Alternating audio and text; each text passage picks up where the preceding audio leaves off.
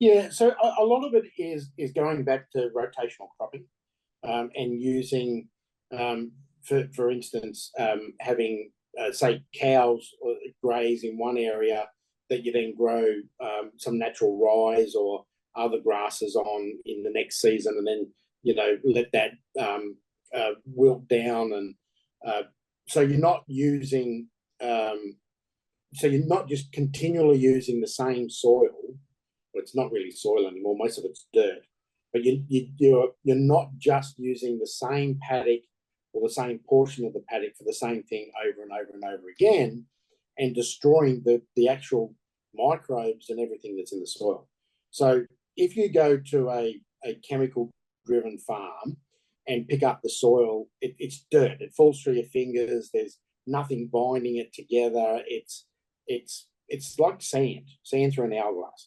But if you go to a farm that's got regenerative practices on it, and for a start, it's very hard to dig the soil up, right? Because it's got roots and it's got worms and it's got all these bugs and that in it. But when you do, put a shovel in, turn it over, pick up a handful of soil, it's alive.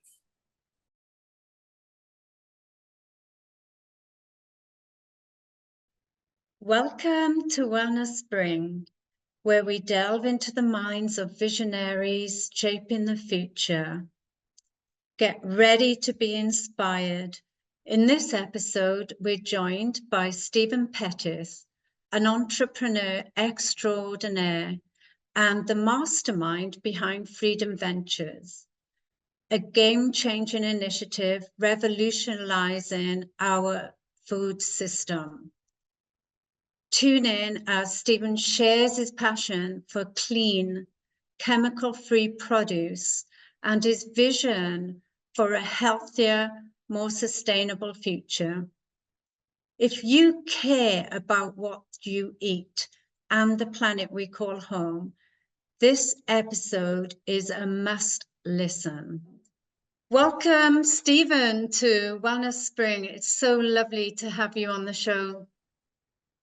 Lovely to be here. It's great to talk to like-minded people. Thank you. So I'm curious to know who or what inspired you to help regenerative farmers and create Freedom Ventures.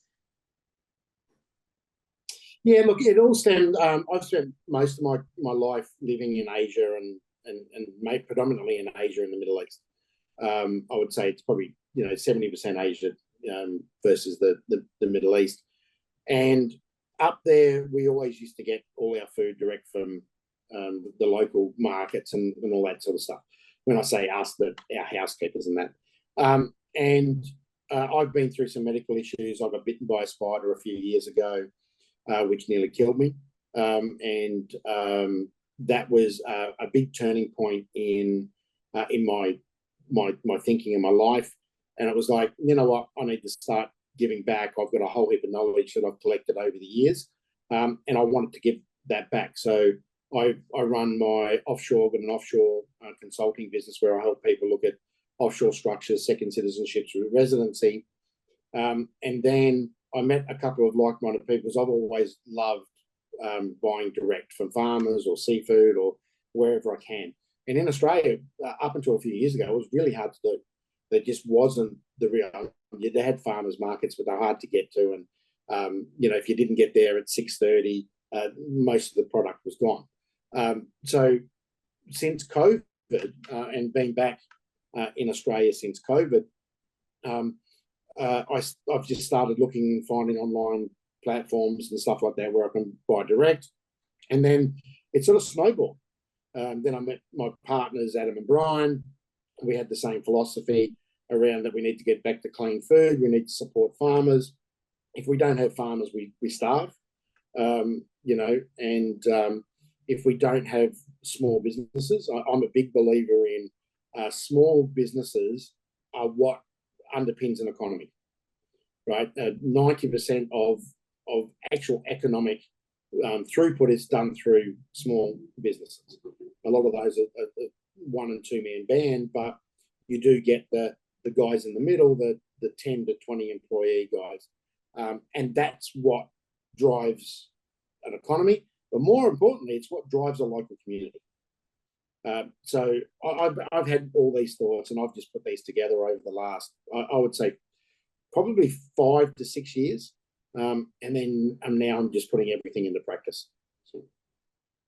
Fantastic.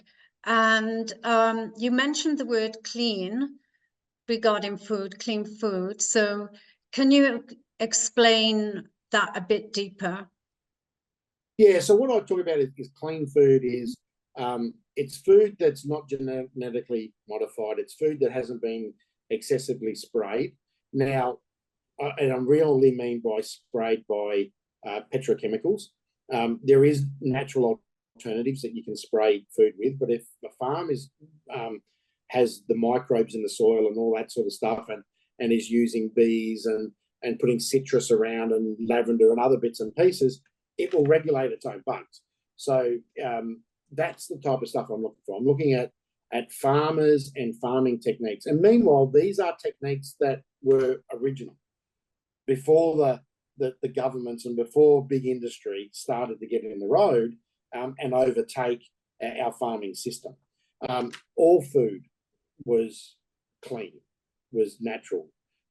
We were talking off there before. I don't like the term organic because it gets hijacked by the media shills and all that sort of stuff, and turned into something it's not. It should be just clean, traditional food, and food that hasn't been stored. But the other problem is the storage and long-term transport of food actually degrades food because they pump it full of nitrogen and all sorts of other chemicals to make it last longer, and it degrades the product. Yeah. Yeah, it's interesting you mentioned about lavender and myrtle and things like that, because I grew up in Wales, and we had 3 small blocks of land in our back garden, and my father used to get cow's manure dumped there about once or twice a year, and do everything naturally. And it was only when I went traveling that you notice a difference in taste and so forth, because his brother had a beef farm and my grandmother had a chicken farm. So, we grow up with a lot of natural food, but it's very different. So Brian, my partner, calls it maggot food when I buy stuff, if I can't get hold of anything that's fresh from the farmers, and they don't last very long. And I think, especially, since the COVID lockdown and we didn't have a lot of food coming in, and when we have the floods, you talked about regenerative farming. So what techniques are employed by the farmers that work with you, and how can they contribute to a cleaner food system? Yeah, so a lot of it is going back to rotational cropping, and using, for instance, having say cows graze in one area that you then grow some natural rye or other grasses on in the next season, and then let that wilt down, and so you're not using so you're not just continually using the same soil. Well, it's not really soil anymore, most of it's dirt, but you're not just using the same paddock or the same portion of the paddock for the same thing over and over and over again, and destroying the actual microbes and everything that's in the soil. So if you go to a chemical driven farm and pick up the soil, it's dirt. It falls through your fingers. There's nothing binding it together. It's like sand through an hourglass. But if you go to a farm that's got regenerative practices on it, and for a start, it's very hard to dig the soil up, right? Because it's got roots and it's got worms and it's got all these bugs and that in it. But when you do, put a shovel in, turn it over, pick up a handful of soil, it's alive, right? It's got creepy crawlies in it. It's got stuff in it. That's what you want to see, because that's actually where you're getting a lot of the nutrients and stuff into your fruit and veg is coming from all the interaction of all these different organisms, right? And then they're pulling the vegetables and that and trees and whatever it is pulling that out of the soil, and then it's getting replaced. The other thing that happens is naturally in our ecosystem, we have heavy metals, we have arsenics and all that sort of stuff that occur naturally.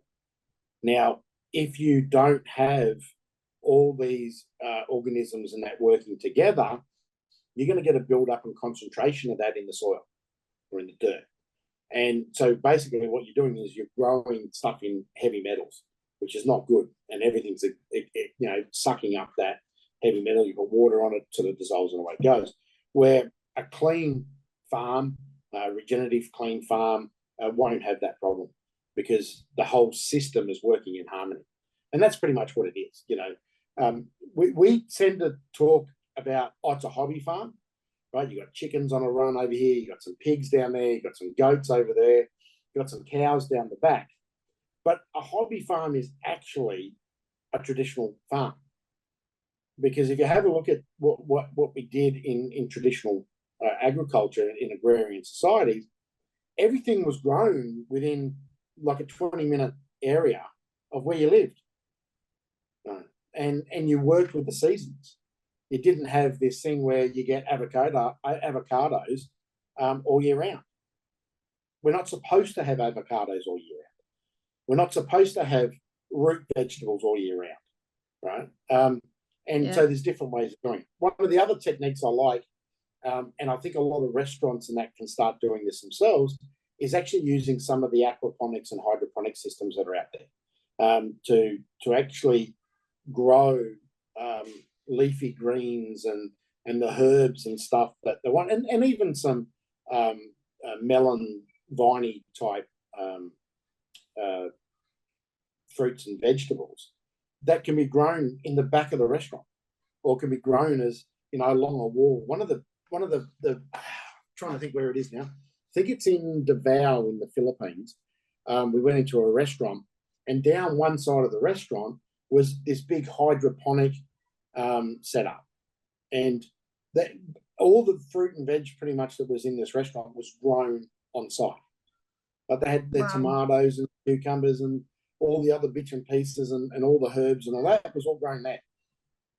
And that was because they couldn't get the quality that they wanted from the local area. So they did it themselves. And so this is what I'm talking about clean food systems. And it's not mass scale. That's great. Yeah, because I've spoken to many farmers lately, as you know, that have been doing the transition from traditional, I should say the chemical farming to what we now call regenerative farming. And a lot of them are saying, it's so important to move your cattle, if you've got cattle, every 2 days, so that the grass is not chewed, that it's not with all the hard hooves damaging the soil, and it's got chance for the regrowth. And Peter Andrews, OAM, he does the natural sequence farming, and he's all about managing the water and putting the filtration on the top, so it can be carried down and filtered through the land. So it's all little things. But when you mentioned in the shops and having the plants growing up the walls, yesterday I was at the Sydney Royal Agricultural Show, and there was a gentleman there who had a hemp stand, and he started a wall with pot plants, but he said the aim is for people who are struggling to go anywhere or haven't got much space, you can have everything growing in the pots on a vertical, and it's so much cleaner and easier to take care of. But obviously that's small scale, but for restaurants that would be brilliant. But everyone at home, so you've got all these mobile hydroponic stuff now for people at home, so they can grow their own vegetables and their own leafy greens and their own herbs and all that sort of stuff on a small deck. And with these vertical grow towers, you can grow a lot in a very small, dense space.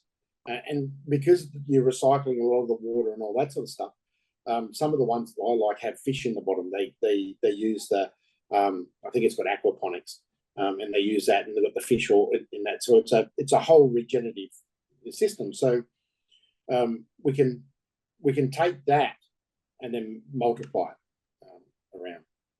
Great. But And we don't want to go back to industrialization. So exactly. There has been a whole thing about vertical grow farms, and they've been industrialized, and they don't work, right? Because they're not meant to be they're not meant to work on scale. They're meant to work on economically positioned and sized for a local community. So they're not meant to grow 50 million tonne of something and then ship it halfway around the world. Yeah, as you said, it's good to have local and use local businesses. And, before man came to the planet, the earth was running perfectly, especially like from what the tests you can do today. You can see how well the land was nourished and full of nutrients. And then when we came and then started, changing the natural systems of the farms and adding chemicals, everything else has gone downhill. And most importantly, it's the health of the people. A lot of people are not aware of what's causing their sickness, because you're eating the food, but at the moment we're living in a chronic disease society instead of a healthcare society. So I think education plays a big part to let people know. Yeah. So you're starting with meat products is a bold move. How do you envision introducing freedom ventures to the market, and what strategies will you employ to expand your product offerings in the future? Yeah, so Freedom Ventures is all about creating partnerships between distribution and supply. So what we're doing is we're partnering by becoming a shareholder, and then putting what we do best is bring different people together, introduce capital, and grow the system. We've also got access to some very large databases, and then we use those databases then to help promote the product of the farmer. And so that's what we're after. Now, we're starting with one platform that will be across the entire ecosystem. As you said, we're starting with beef, but we're going into vegetables. We'll do seafood. We'll do fruits and nuts, and what we call the value-added or homegrown process, the chutneys and the jams and all that sort of stuff that's coming from small-scale producers. And then we'll get them on the platform, and then the grocery items can be delivered. So you can have really good local produce that is turned into something else, and then have that delivered to your door as well. So that's what we see. It's a vertical and horizontal growth plan, but we have to start somewhere. So we've taken on beef, because that seemed to be the biggest need. Especially with some of the chemicals and injections and vaccines and all that are sort of being mandated around the world.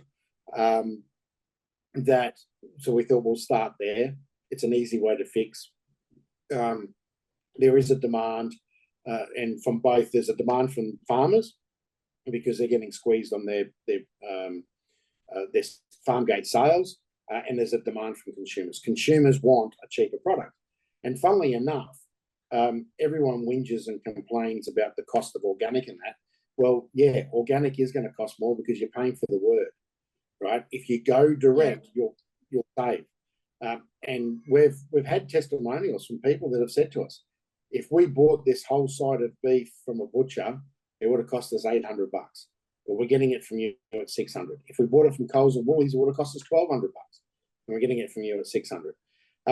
And look, that might sound a lot to some individuals, but if you get 4 or 5 families together, right, that's $100 each, right? And you'll get meals, you'll get a lot more.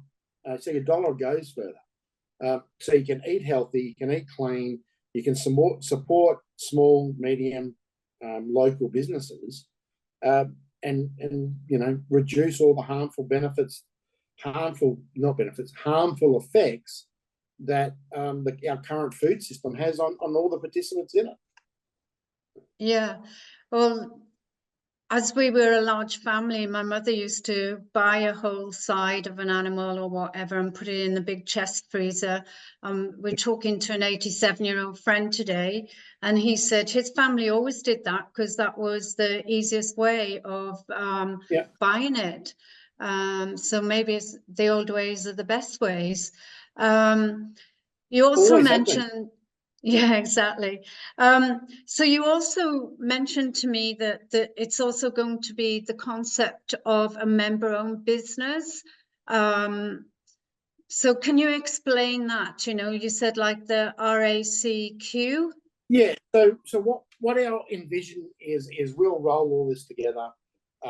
We'll put it all the parts together of it. We'll get it operating. We'll get it going, and then what we'll do is we will offer shares in the company. It's probably the easiest way, or shares in the venture to all the members of the platform. So if you're a member of the platform, you'll also be a shareholder in the overall business. Now, what form that takes, how we make it work, the model we're looking at is the old member-driven societies like RACV in Victoria, the RACQ in Queensland, and RMA in Victoria, in New South Wales, because they're member-owned organisations. And we think we can do the same thing, is have a large member-owned organisation that's professionally run, and you get benefits because you're buying good, clean food from something that you're a participant in and an equity holder in. Wonderful. And leveraging technology is often crucial in modern business models. How will Freedom Ventures utilize technology to establish transparency and foster trust between farmers and consumers? Yeah, at this stage, we haven't done a lot, to be honest. A lot of it is we're allowing and we encourage go and visit the farm. If you're buying product from a farm that's an hour down the road, phone up the farmer and say, "Hey, I'm buying your product. Can I come and see your farm?" I think that's the best way to build trust. Is once again the old ways. Talk to people. I find a lot of these trust verification things that are online, it's blockchain, it's all bullshit. It's all of fugazi. It's all of just an absolute wank. All right. And the best way to build trust is talk to people and go and meet people and go and see what they do and how they do it. And you can have all the stamps in the world. Just have a look at all the stuff that's supposedly recycled with this recyclable logo on it. No one trusts that anymore because it's all crap. No one trusts the Made in Australia logo because there's 50 different ways that you can get around it. So why would you trust it, right? So I think we've got to get away from technology being the only thing. We can put all the bio background information. We can have videos and all that sort of stuff, which we'll do, and we'll encourage all the platforms to do. But I think at the end of the day, it's got to come up to the consumer to go and build trust themselves, right? Get off these things. Get off these things. These things don't build trust, right? And if that's your only source of truth, you're an idiot. You're an absolute idiot, because you'll be fed more garbage on that thing than you will be from a pizza shop. So absolutely get off that. Go and do direct verification yourself. Yeah, like you said, go and speak to the farmer if they're that close, and I'm sure word of mouth it will just go viral anyway. And people are ready for a change. They're fed up of feeling sick all the time, and so the biggest challenge at the moment for a lot of farmers that I've spoken to is, if they change from using chemicals, it's very expensive for them. They haven't got the money. to change over. But in your experience working with multinational corporations and investment funds, what strategies have you found the most effective in promoting sustainable business practice? And how do you plan to implement similar approaches with Freedom Ventures to help these farmers? Yeah, so look, the easiest way to do is always raise private capital. And with crowdfunding and small scale investments now through crowdfunding buckets or membership, so buying a membership and having part of that membership go to support a farmer, these are all things that we can do. And that they are things that we should be encouraging all our farmers to do. So what we're looking at doing is taking the debt and the corporate debt away from farms and having it so that the farmer is free from all that big overhead. That's amazing, Stephen, because when we chatted earlier, we talked about the mental health of these farmers, the stress it's causing them with the big debts that they're under, and many of them want to make the change, and they're working long hours and making little money. And from what you're saying, they can make a lot more money, and so can the consumer. It's not going to be so expensive. So I know all startups face challenges. What obstacles have you encountered during the pre-launch phase of Freedom Ventures, and how have you approached them to overcome them? Yeah, look, a really good question. Now, some of the challenges we've faced are more around finding the right people to work with. From a platform perspective, from a distribution perspective, and from farmers themselves. Some farmers want to do it, they start the journey, then they wobble, and then it's hard.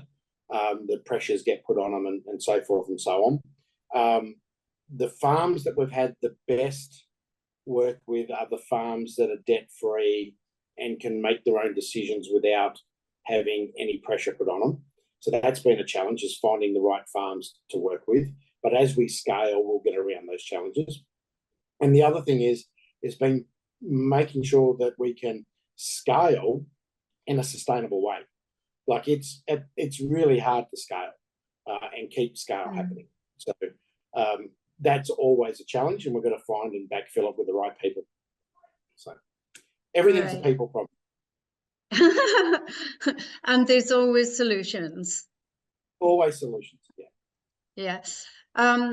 I always ask my guests, if there was one thing you could do to change the world, what would it be? Oh, God, so many. If there was one thing,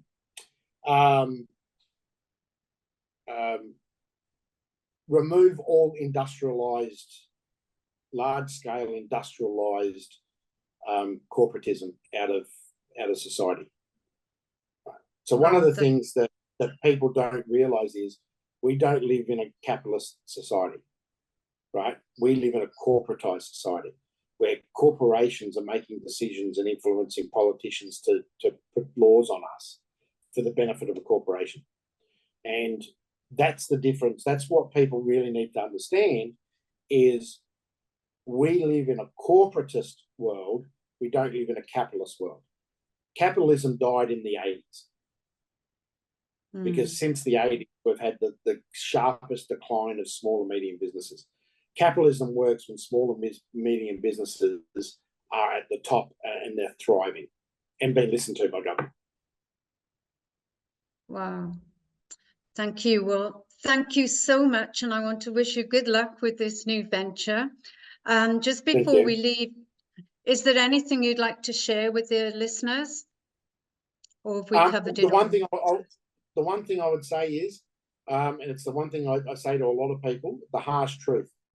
If you're not supporting small local businesses, your local farmer, local baker, local butcher, you're the problem, right? And until you understand that you're the problem because of your voting pattern, your buying pattern, if you go for convenience, you're not going to get the best outcome for society.